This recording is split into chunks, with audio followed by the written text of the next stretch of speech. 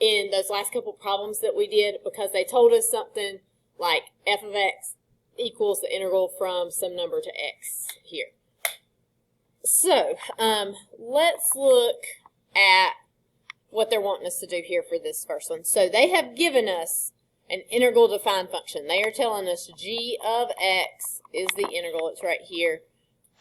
From -1 to x of f of t dt.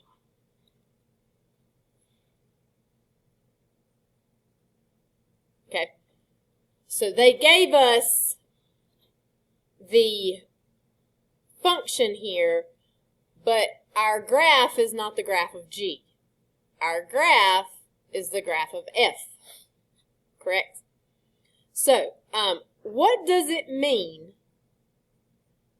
whenever we have like the integral from -1 to x of f of t dt? Like as far as this picture goes, what are we looking at there? Okay, so this is going to be our derivative of g. You are correct about that. This graph is our derivative of g. Because if we take the derivative of this integral, it is going to give us this. So if I want to find g, because this table right here is asking us to find values for g, how can I use this graph to find values for g?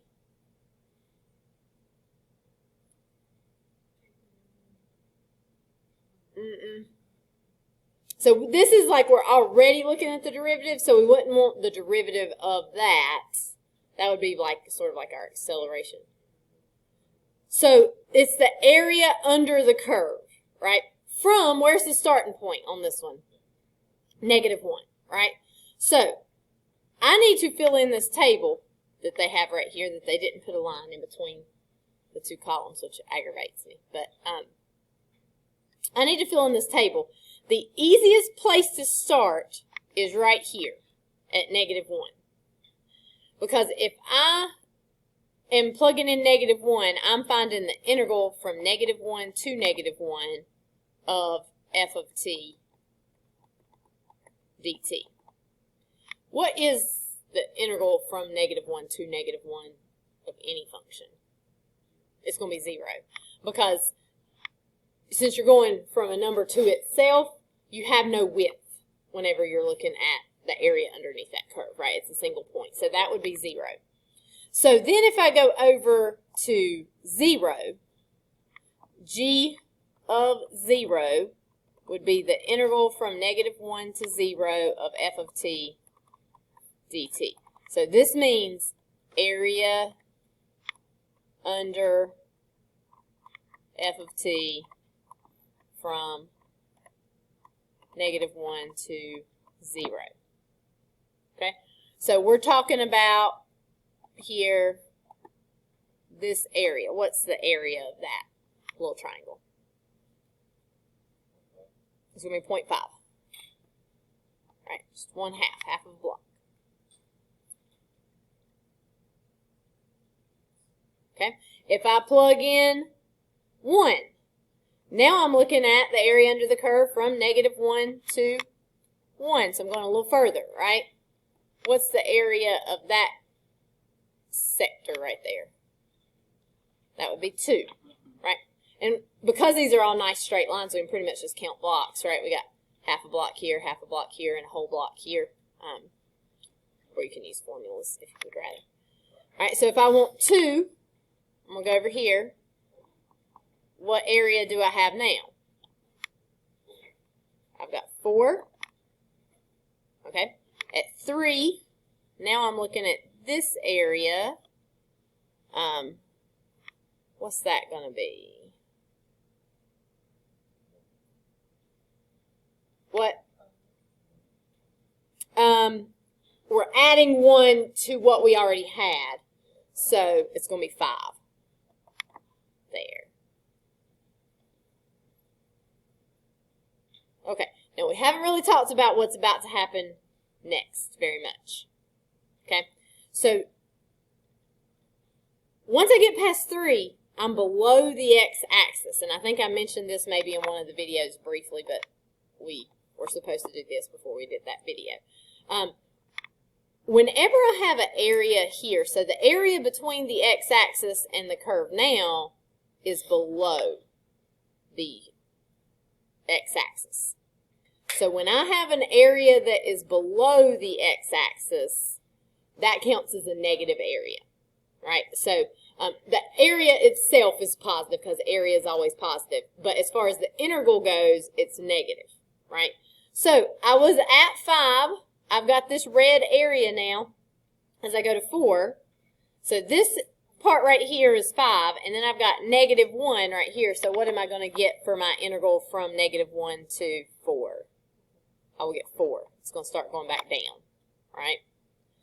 And then at 5, I got 2 more blocks, but they are underneath the x-axis, so I've got to go down 2. So I'll get 2 right here. And then right here, I got a block and a half. So that's going to get me back down to 0.5. And then at 7, I'm back to 0. And this should kind of make sense because we've got the same shape above the x-axis and below the x-axis here, right? So by the time we get all the way out to the end, this positive area has been canceled out by that negative area. Okay, does that make sense? Okay, now let's, questions?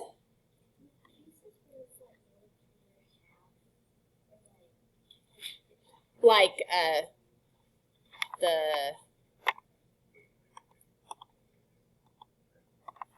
this one right here. Yeah, you can use formulas for that. So it would be like the area of a triangle would be 1/2 times the base, which would be 1, and the height, which would be 2 for that. So so that would still give you 1 right there. So some of them are really easy to see because you can tell the block's just cut in half. That one you would just want to think about the formula. Yeah. Okay? All right, now let's talk about what's going to happen whenever we have to do -3 and -2. I specifically skipped that because it's harder to deal with. Not terribly difficult, but a little more confusing as far as what's going on. All right, so when I plug in -2, g of -2, okay, that is the integral from -1 to -2 of f of t dt. What is wrong with that integral? It's going backwards, right? I don't usually want to think about going backwards. I usually want my left hand endpoint to be first and then my right. How could I flip this so that that would be the case? I want it to be -2 to -1 of f of t dt. So if I flip this like that, what have I got to do? Flip the sign. I got to make it negative, right? So as far as looking at the graph, when you're finding area, you have to be going from left to right, okay? So if I look at my area right here, it is below the x-axis, and its value is -1/2, right? That area right there, its value is -1/2. So this integral right here from -2 to -1 is -1/2. But because I was going backwards, I had to put that negative right there. So I'm going to get -0.5, which will give me a +0.5.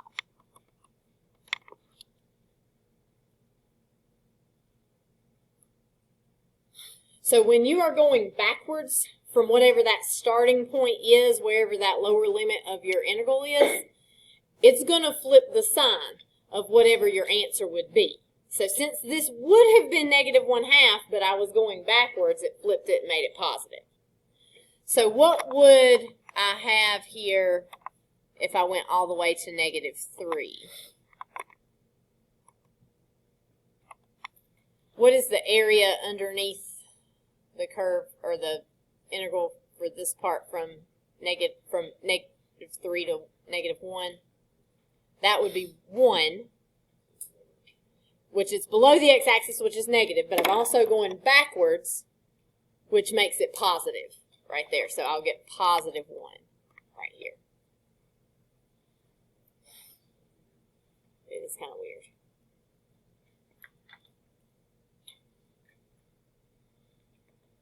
So the above, below the x-axis, it's always assuming that you're going from left to right. So if you go backwards, it's going to flip the sign on it.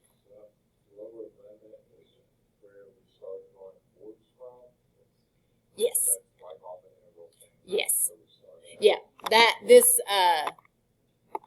right here, that negative 1, because for this integral defined function, they have negative 1 as the place that we're starting from. So that is going to be, like, that's going to be where we have 0. And then we work from there. It could be a different number. They could have made it a different number, and that would change everything we have in this table here, if that were the case. Okay, questions? Okay, so the next page that you have, okay, says using the graph below, plot the points from the table to help you graph y equals g of x. Be sure to indicate all relative extrema and points of inflection. Okay, so I'm going to leave my table. Well, let's see. I'll zoom out just one more time. Will it? Okay. Hold on.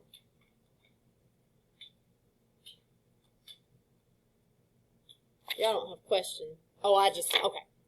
I cut and paste this because it won't let me type on a PDF, and this is a PDF document, so that's why your questions are on the next page. I just put them all together. So let's graph these points that we have here. So we've got negative 3, 1, negative 2.5, negative 1, 0, 0.5, 1, 2, 2, 4, 3, 5, 4, 4,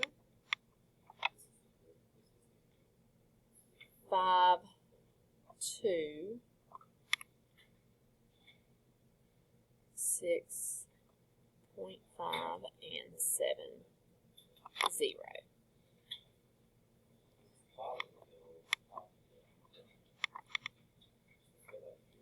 All right, so we're looking at something that's going to look about like that.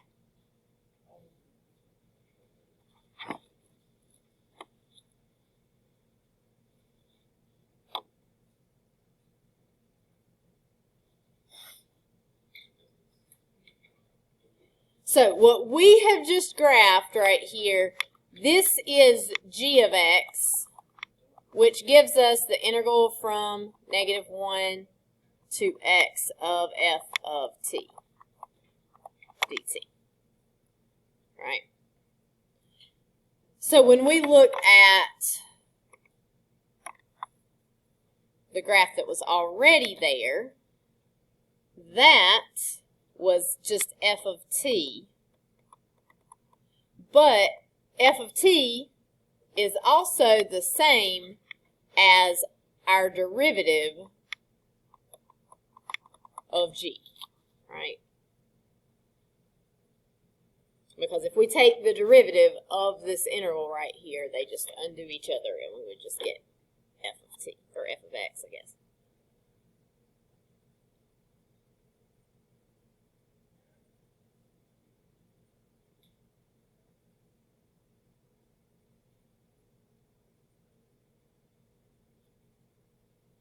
Okay, so it's going to ask us questions about g. G is the purple graph that we just graphed on here, right?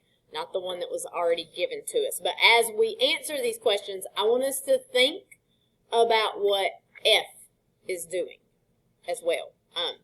So, for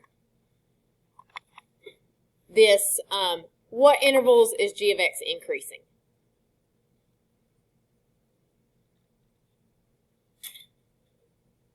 So, purple graph, -1 up to 3. We're increasing there, right?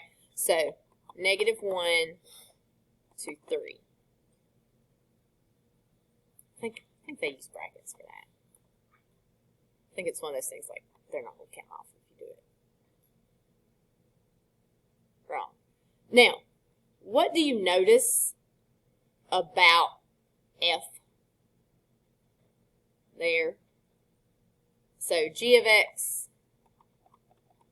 increases on -1 to 3. Tell me about f of x. What do we see, Connor? F of x is greater than or equal to 0 on -1, 3.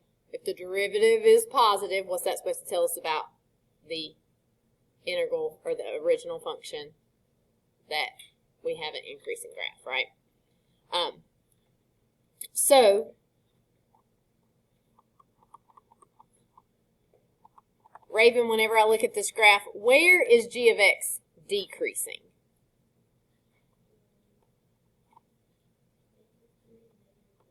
-3 to -1.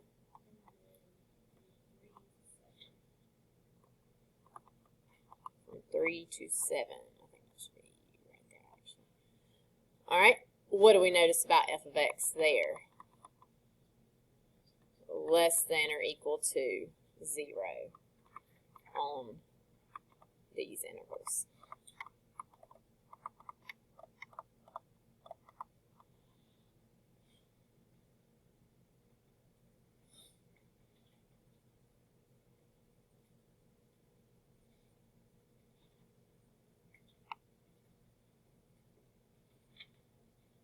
I probably have drawn my graph a little bit bad when I look at these here.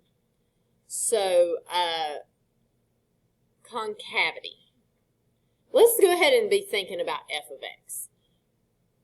My graph is not, there's really one, I think it's pretty much okay, except for there's one segment where it's not so great on concavity. Where would we say that g of x is concave up?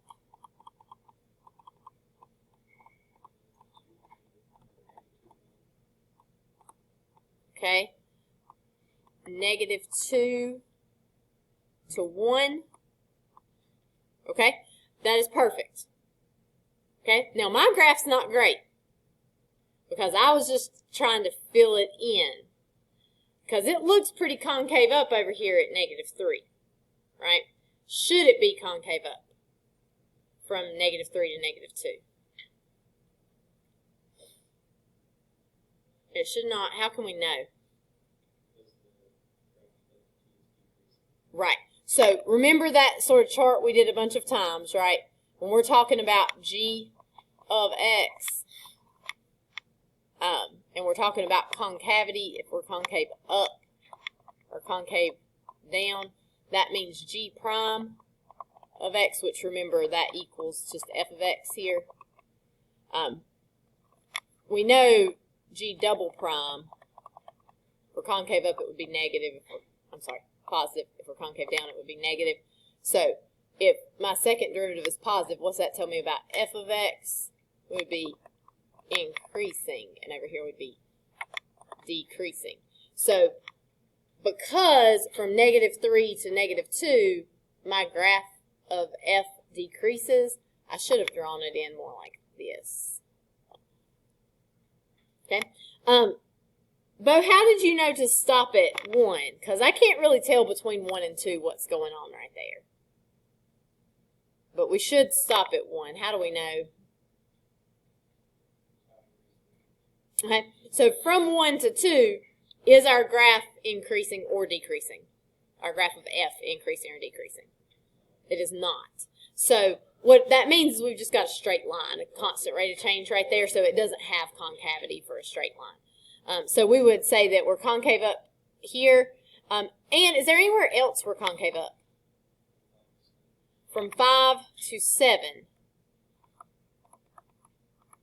Because f of x increases on these intervals.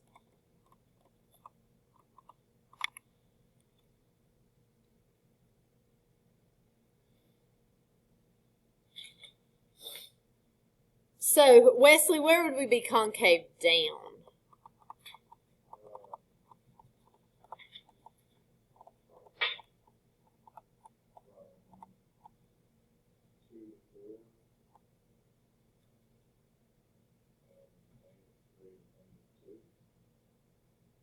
Say it again. Yeah, okay, I was thinking negative 2.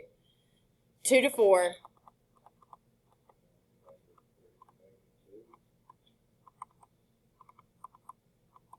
Okay, do you guys agree? From negative 3 to negative 2, right here we should be concave down.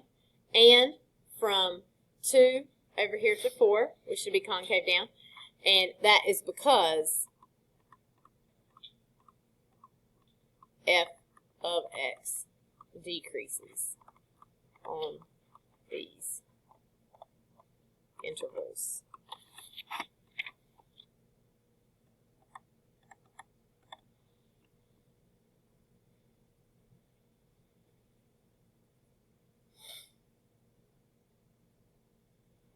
Okay, some more questions about this graph. How can you use the graph of f to determine where g has a local minimum?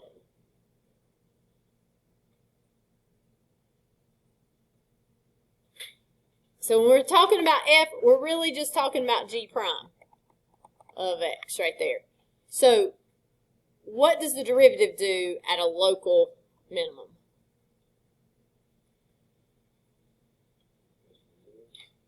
It's going to equal 0, but more specifically, not decreasing to increasing. It's going to be, so the graph of g itself, we want to see, like if we're talking about a minimum, we need to see g go from decreasing to increasing, but we don't actually have the graph of g. What's g prime do? Negative to positive. Okay, so g has a local or relative minimum at, where's that happen? Where do we go from negative to positive on our derivative? At negative 1. At x equals negative 1, because I like to do this, g prime of x, which equals f of x, switches from negative to positive.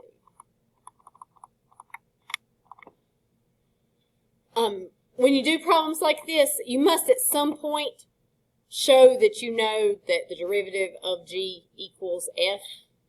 A lot of times these will be free response. Once you've stated it once, you don't have to keep stating it again. But to be safe, I just like to put them both whenever I talk about it. That way the grader clearly knows I know that the derivative of g is f here. Okay, so maximum is going to be similar, except for we're switching. Instead of going from decreasing to increasing, we're going from increasing to decreasing. So let's see, Zach, where am I going to have a maximum? X equals 3. So we would say g of x has a local maximum at x equals 3 because g prime of x, which equals f of x, switches from positive to negative.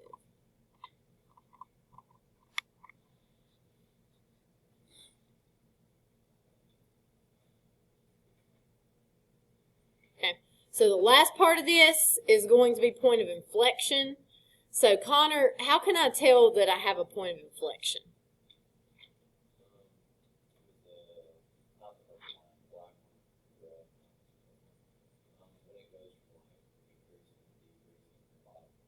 Okay.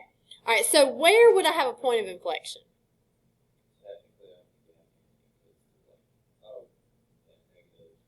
At -2. Right. I think we're not going to have but one true point of inflection. Now, we switch concavity between 1 and 2, but it's like a period of having no concavity there. So it's not going to be a point of inflection because we don't switch right there at one point. So we would say g of x has a point of inflection at x equals -2 because g prime of x, which is the same as f of x, changes from decreasing to increasing at that point.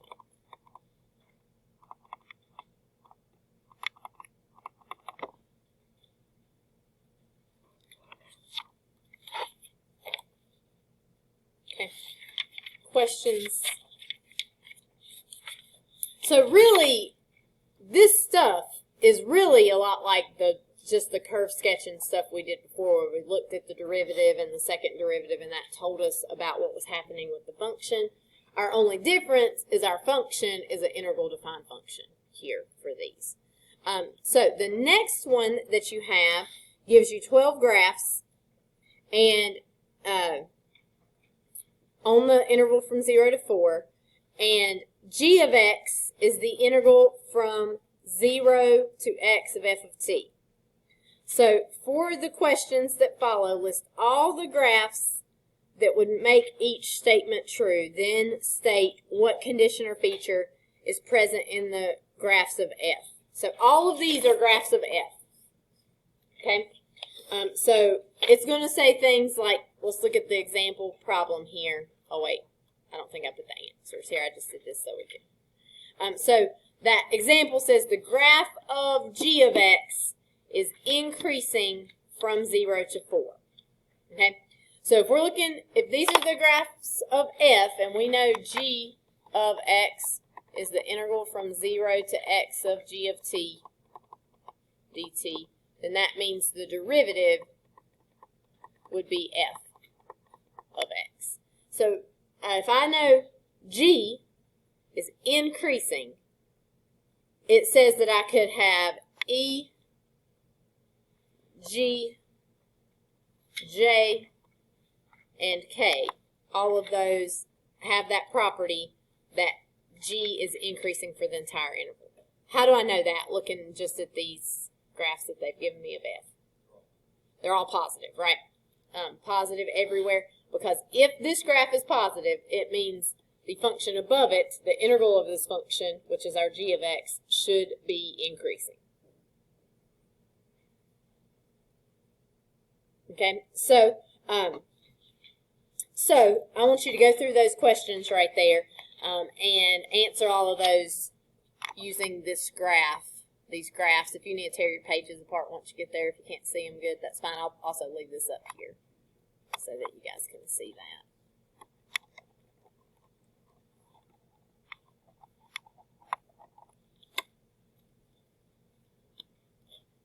Yes.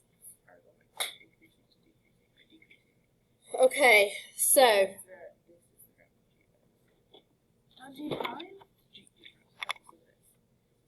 all right, so number 2, graph of g of x is decreasing for the entire time. which graphs of f would give us that? F, H. Oh, sorry. Okay, did I? All right. No, I'm still pressing. Let's see. There we go.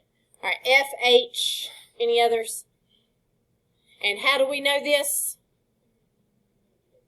They are negative from 0 to 4. They're negative the whole time, so they're below the x-axis. So we know that F is less than or equal to 0 for those. Okay? So that is 2. The next one is going to say that the graph of g of x is constant. So which ones, if any, would make this the case? Not K. Because K equals 2, right? So that means f of x would equal 2, which is greater than or equal to 0. That's positive. What's that tell us about g? If f is positive, g is increasing. If something is increasing, it's not constant. A constant function is a horizontal line, right? So it is going to have a constant rate of change. It will be a straight line, but that is not a constant. So there are none for that one. In order for there to be one that was constant, what you would have to have is f would just have to be a horizontal line on 0, because your slope would have to be 0 the whole time. So 3 has none. 4 says which ones are concave up. So, which ones would give us a graph of g that is concave up? A, C, J, I. Any others? I think that's it. And what do all of those have in common? They are increasing because we're looking at this line right here. If the graph is increasing, then that tells us that g of x would be concave up. So we've got A, C, I, and J for number 4. And that would be because f is increasing. Let me erase what I got here. All right, concave down. Which ones am I going to have there?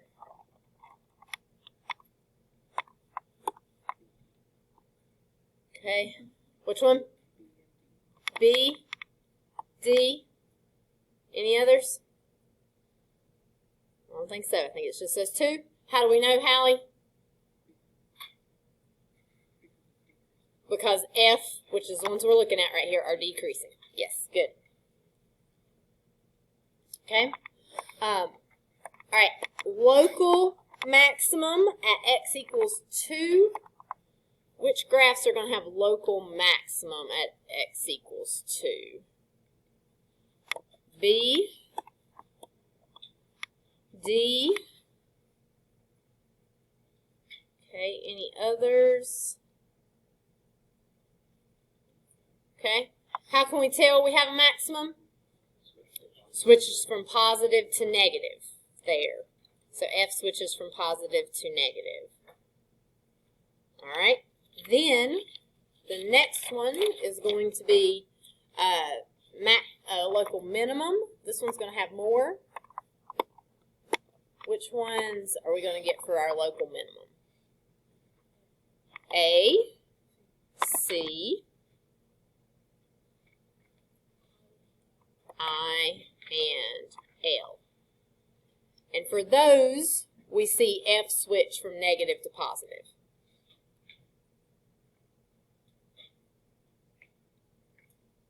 Okay, questions there? All right. 8 says a point of inflection at 2. So which ones would have a point of inflection at 2? What? E, yes. F, G, H. Does L have a point of inflection? L has points of inflection, but where are they? They are at 1 and 3, because that's where we switch from increasing to decreasing. I itself has, so that graph has a point of inflection at 2. But G would not, because you would have to switch from increasing to decreasing, or decreasing to increasing. There. Right, so F switches from increasing to decreasing, or vice versa. It can be either one. There. So like this graph itself does have a point of inflection, but it's always increasing, so its interval would not. Okay? All right. We got increasing from 0 to 2, decreasing from 2 to 4.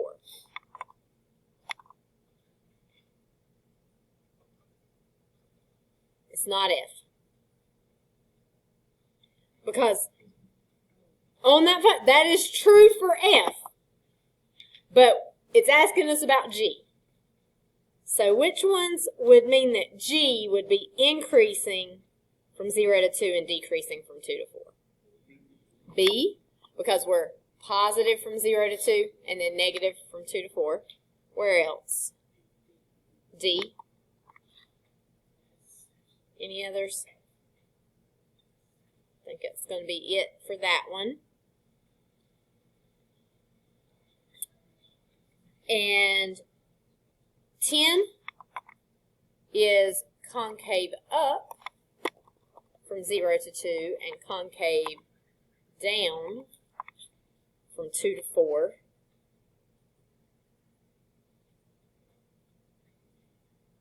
So which one is that one? F. Well, put the eraser out instead of the highlighter. F and G. Any others? I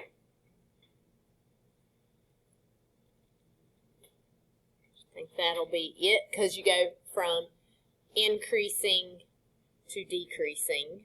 So increasing tells us concave up, decreasing tells us concave down. There.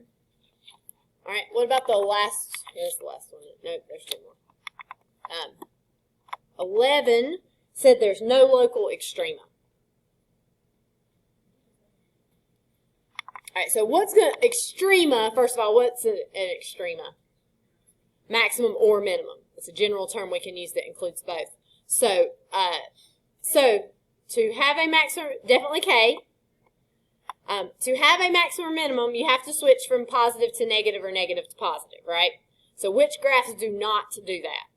We got K, E, F, G, H, J.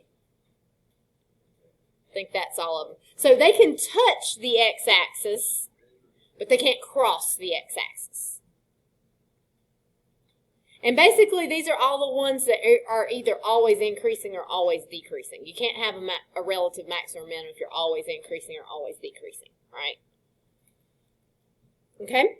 And our last one, no points of inflection.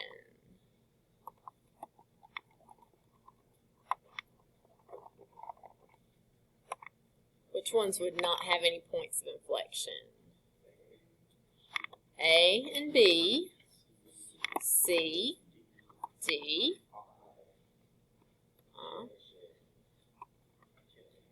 Okay. What do all of those have in common?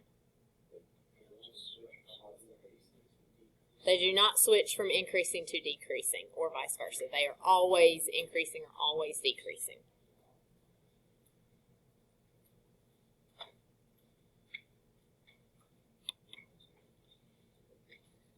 Okay, questions here? All right.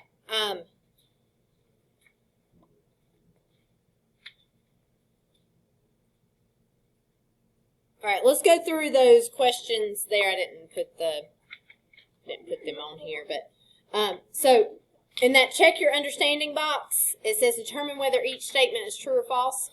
If the statement is false, explain why it is false or edit the statement to make it a true statement. So the first one says g of x equals the interval from 0 to x of f of t, then g prime equals f of x. True or false? True. Okay.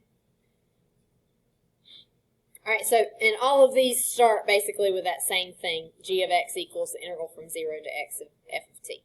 So, if f is increasing on 0 to 2, then g is increasing on 0 to 2.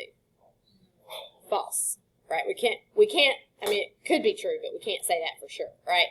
So, how could we fix that so that it would be a true statement? We could say if f is positive from 0 to 2, then g would be increasing. You could switch it the other way as well. You could also say if f is increasing, then g is concave up. So you can fix it either way you would like there. But the increasing in both places is incorrect. Okay? All right, what about the next one? F is positive from 0 to 4, then g is concave up from 0 to 4.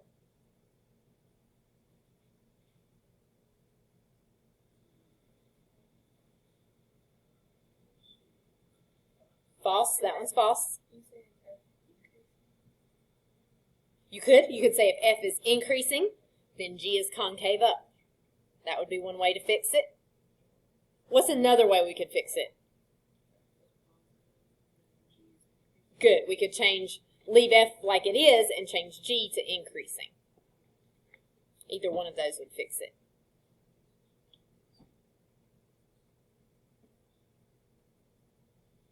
All right, so the next one says f changes sign from positive to negative at x equals 3. G has a point of inflection at x equals 3. True or false? False. That would be a maximum. So G would have a relative maximum at x equals 3. Or, what's another way you could change it and still make it correct? Right, we could say f changes from increasing to decreasing, and then g has a point of inflection.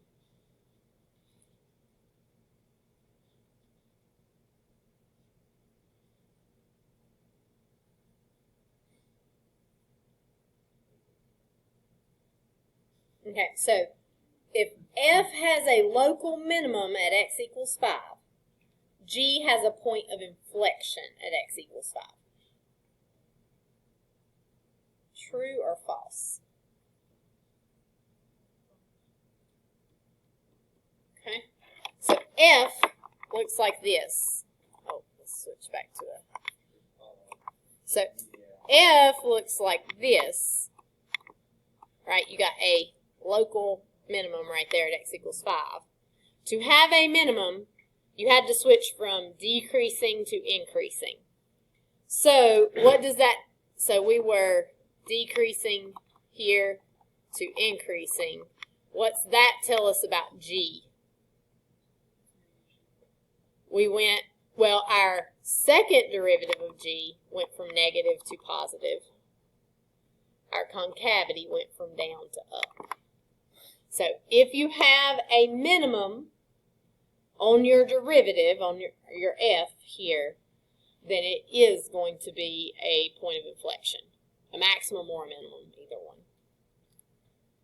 So that one is true, as it is.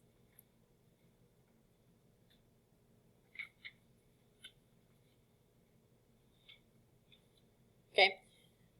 Last one, if g is negative, then f must be decreasing.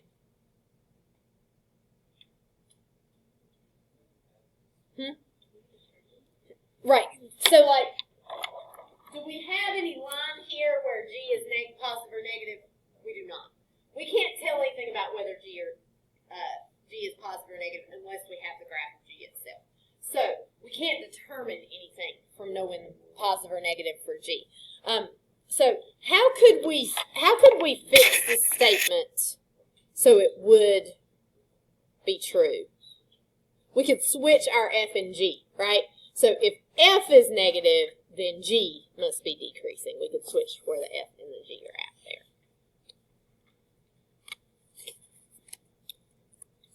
All right, so it looks like there's 2 problems left, but I think they messed up whenever they made this worksheet. Well, it asked a little bit different questions. So I want you guys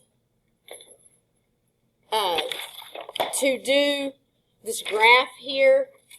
I think the questions become repetitive. I think they were supposed to, on this, I think they were supposed to give you a different graph. Maybe not.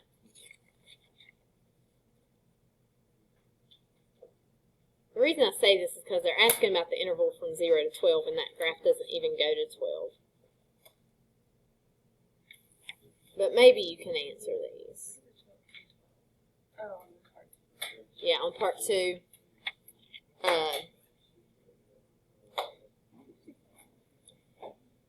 I think you should be able to answer these.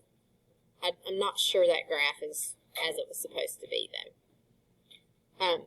So, you have these 2 with the graphs. I would like for you guys to finish that up for your assignments tonight, and we'll look at them tomorrow. If you want to do the check your understanding on the back, it just sort of summarizes what we've been doing. It kind of summarizes that chart. You can do it if you want, but you don't have to. But do those 2 with the graphs.